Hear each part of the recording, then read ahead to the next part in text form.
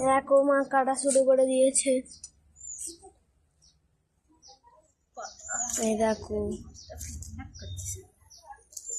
এ বাবা কাটা ভালো না, কালো।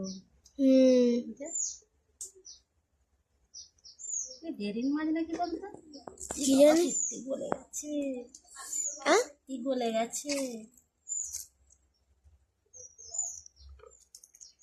কালো মোটা একদম।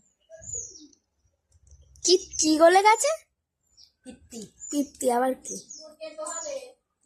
ওদের পিত্তি গলে যাচ্ছে। পিত্তি গলে গেলে তেতো হয় বলো।